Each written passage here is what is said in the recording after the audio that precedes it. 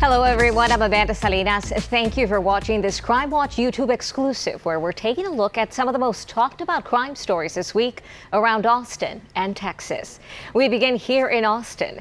It has been 1 month since Justin Hayden was last seen alive at his apartment building in the Domain. Now police believe they may have found his body in Williamson County. Fox 7 Austin's Chris Lemkool fills us in. Inside one of these Domain apartments, blood found on the wall. Fast forward a month, a body found 30 miles away. Law enforcement believe the two scenes are connected. Last week, 26-year-old Gavin McLeod Roberts was arrested in Colorado by the U.S. Marshals Service for tampering with a human corpse. According to court documents, he was seen on surveillance video with 34-year-old Justin Hayden on Halloween at Whole Foods and entering and leaving Hayden's apartment. The next day, seen on video dragging a plastic bin and black suitcase out of that unit. Later that day, his car captured on surveillance video again at this McDonald's in Gerald, near where a body ended up being found. October 26th was the last time Hayden and his father had communication via phone. November 1st, a neighbor made a 911 call saying she heard someone scream, "Oh my God," though it's unclear if that situation was related. November 4th, Austin police officers perform a welfare check. November 9th, a private investigator hired by the family discovers that what police initially thought were wine stains were blood found on the walls and in Hayden's sheets. November 10th, police execute a search warrant.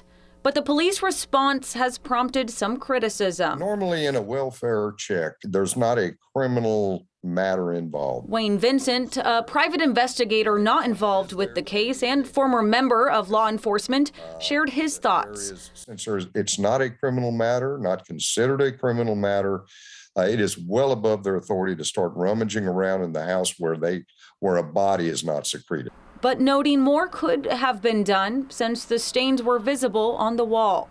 Maybe a little closer examination on what they thought were wine stains on the wall. If they made a notation of it, it certainly caught their eye. Maybe a little bit more follow-up. Fortunately, a private investigator who had the time to go in and dig deeper found the information, reported it to the police, and an arrest was made. That was Fox 7 Austin's Carissa Lemkool reporting. APD did share a statement with us that reads, on November 1st, 2022, Austin Police Department officers received a check welfare call to the 3000 block of Esperanza Crossing. We are aware of the incident and the allegations made regarding the police response. We are looking into this at this time. Meanwhile, Gavin McLeod Roberts is currently in a Denver jail due to be extradited to Austin. And we are still waiting on the results of an autopsy to confirm the identity of the body found. The Austin Police Department has released body camera video, ring camera video, and 911 call audio related to the police shooting that killed a homeowner on his front porch in South Austin. Raj Munsinghi was shot to death outside of his home on South 3rd near Old Torf just after midnight on November 15th. APD responded to the home after a 911 call, with the caller stating Munsinghi appeared scared of something inside. When officers arrived, he was standing on his front porch firing a rifle into the house. Draw the gun! Where is he? David 309, shots taken, suspect down. Suspect's down, hands are up. Police body camera shows Munsinghi walking and holding a rifle near his front door. You can see Munsinghi shoot into his house. Austin police officers arrived while this is happening. Munsinghi sees police and then an officer fired several shots that hit him.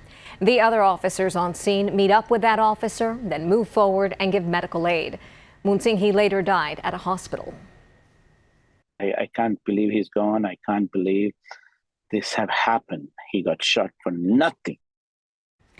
In a statement, Munsinghi's brother says he never threatened officers and didn't know they were there. He says the officers shot Raj without giving him a chance to explain. Austin police say the death of a man who was a suspect in a Northwest Austin bar shooting is not suspicious. Police were called to the apartment of Gavin Rush for a welfare check on November 30th. Officers found Rush dead in his home. but few details have been released. Rush was accused of shooting a gun at his ex-girlfriend at the bar she works at on November 26th. He narrowly missed hitting her before two bar patrons wrestled the gun away. They said he continued to shoot during the struggle and tried to kill himself. As a reminder, if you or someone you know is in distress, you can call or text the Suicide and Crisis Lifeline. That number is 988. Austin police are working to identify a woman suspected of drugging and robbing a man in North Austin. On October 12th, a man and a woman were seen on surveillance video having dinner at Perry's Steakhouse in the Domain. Moments later, the woman approached two different men at the bar, leaving with one of them. At the man's home, the woman allegedly slipped something into his drink. Police describe him as becoming violently ill. Reports say the woman left with a gun and expensive jewelry. If you have any information on this case, call APD. In North Texas, the murder trial of a former Fort Worth police officer is underway. Aaron Dean is charged with fatally shooting Athena Jefferson while Jefferson was babysitting her nephew inside her mother's home in October of 2019. If convicted, Dean could face between 5 and 99 years in prison. Fox's Dion Anglin has the details. Aaron Dean is escorted through the hallway. Tight security, spectators' cell phones collected before entering the courtroom.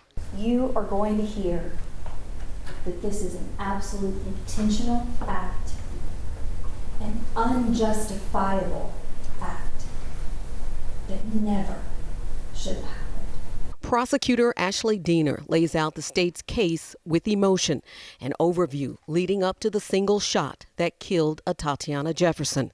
A non-emergency call about the home's front and side doors open with lights on. Then Dean and another officer in the backyard where he fired his gun through a window. Something catches out of the left of his eye. Something catches. He sees something. He turns. And you will hear, "Put your hands up, show me your hands then." And I'm talking about, show me your hands, put your hands up. It is not fast enough for Tatiana to process and follow the commands. Dean's defense follows suit. Attorney Miles Brissett encourages jurors to focus on the information Dean had on arrival, an open structure call, not a welfare check. He then referenced the city police officer training guide and that Jefferson was holding a gun. Signal 56 is an open structure. You go to that in the book, it says treat it like a silent alarm. Burglary of the building. As soon as Aaron enters the backyard, he sees a silhouette in the window. Aaron sees that silhouette in the window, and that silhouette has a firearm. He takes a half a step back, gives the commands as part of training, draws his weapon for the first and only time right then, and fires one shot. You solemnly swear or affirm. Zion Carr, Tatiana's nephew, is the first witness, the only person in the home with her that night. He recalls cooking hamburgers, but they burned inside the oven. What'd you do after all the smoke came from burning the hamburger? We opened up the screen door and let the smoke go out, and we were just getting paper and going like that so the alarms could stop. Zion testified they forgot the doors were left open while playing video games, during which time his aunt heard a noise in the backyard. After she told you she heard a noise, what did she do? She went to get her weapon out of her purse. Where was her purse? Next to her table where she worked at. Under cross-examination, he showed the jury how his aunt held a gun. Zion struggled with some details and testified he doesn't remember hearing the gunshot, only seeing his aunt fall to the floor. Did you hear anyone get shot that night? No, sir. Why don't you think you heard anything? I probably don't just remember it. Staying in North Texas, court records have been sealed in the case of a 7-year-old Wise County girl's kidnapping and murder. The sheriff says 31-year-old Tanner Horner confessed to killing Athena Strand. A motive remains unknown. The contract delivery driver had just made a delivery at the girl's home the day of the murder.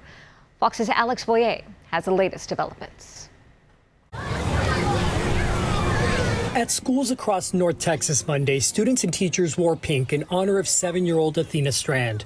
Pink ribbons and Athena's name were also on display at the Paradise ISD elementary school she attended for a short time. Pink was her favorite color. We all have kids, and lots of people, strangers in and out of all of our kids' lives all the time, and you just never know. The Wise County Sheriff says contract FedEx driver Tanner Horner confessed to the little girl's murder. He remains in jail, charged with capital murder and aggravated kidnapping. Horner was delivering a package to Athena's home last Wednesday afternoon around the time she vanished. During the draining 2-day search for the child, the FBI says digital evidence led to Horner. The sheriff says he has no apparent connection to Athena's family, and after his arrest, he told investigators where to find her body southeast of Boyd. In Wise County, I mean, when stuff like this happens, it just goes to show how tight-knit and supportive we are of everybody, even though we may not know everybody personally. The show of support will continue Monday night. The Wise County judge organizing a vigil outside the county courthouse. J.D. Clark says he will lead the community in prayer. It's done so much to the community in just a short span of days. It's absolutely shocking and heinous, and we're all stunned by it. We've never experienced anything like this. Clark says he wants the light to wash out all of the darkness surrounding Athena's death. All of us who love children, it's stunned us. At First Baptist Cottondale, a memorial continues to grow outside the rural church, a short distance from where Athena was living. It's the site of a massive community vigil planned for Tuesday evening. One guy's providing lights for the whole place. Another professional thing's going to make all the trees pink with lights and provide our stage and sound. Pastor Charles Pugh says countless volunteers have stepped up to help. Among those scheduled to speak tomorrow, Athena's teacher. What we need to do to help her and the family is just love the Lord more, love each other more, and turn to the Lord, not away from Him. Thank you for watching this Fox 7 Austin Crime Watch. Our exclusive Crime Watch stories run each Monday on Fox 7 Austin News at 9. Again, to learn more about the stories featured today, look for the links below this video. You can also find more stories on our website, fox7austin.com, or subscribe to the Fox 7 Austin YouTube channel.